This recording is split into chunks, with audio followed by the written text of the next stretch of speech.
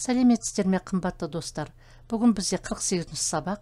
Сабақтың тақырыбы мақсатты келер шақ 2, болымсыз түрі. Будущее время намерения 2. Отрицательная форма. Структура или формула будущего времени намерения стала длиннее.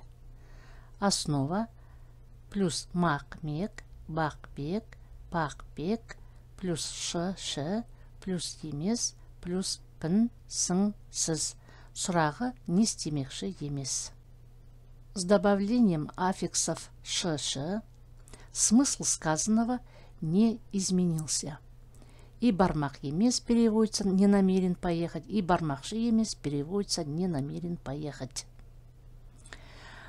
Айтпақшы емес не намерен сказать, келмекші емес не намерен приехать, жазбақшы емес не намерен написать, жүзбекші емес не намерен плавать.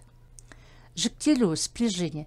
Мен бармақшы емеспін, сен бармақшы емессің, сіз бармақшы емессіз, ол бармақшы емес.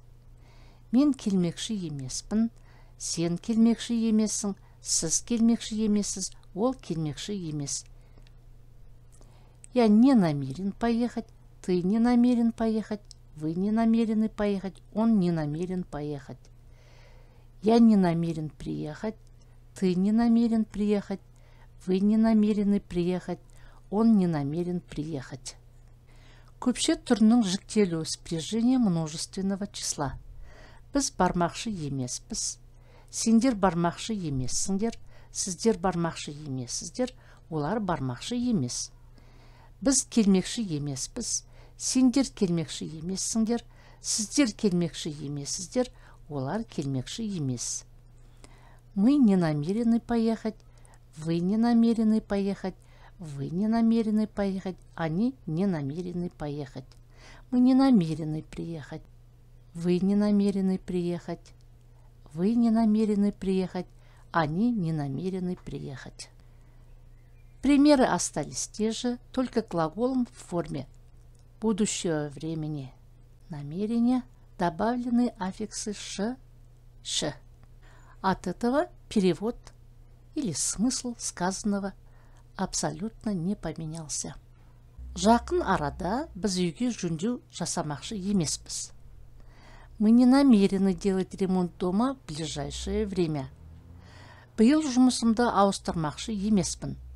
В этом году я не намерен менять работу.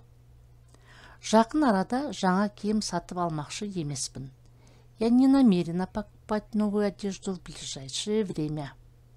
Олар әзірше жоспарларын өзгертпекші емес. Они пока не намерены менять планы. В диалогах наблюдаем то же самое изменение, что и в примерах предложений. Добавлены только ш. И смысл сказанного совершенно не поменялся. Остался тот же, что и без суффиксов ш. Сен қаладан көшпекшісің бе? Биыл көшпекші емеспін, мүмкін келесі жылы. Қайда көшпекшісің? Ауылға. Неге ауылға? Мал шаруашылығымен айналыспақшымын. Ты намерен переехать из города? Не намерен переехать в этом году. Возможно, в следующем. Куда намерен переехать? В село. Почему в село? Намерен заниматься скотоводством. Дорогие друзья, если вам понравился урок, ставьте лайк, подпишитесь и оставляйте комментарии.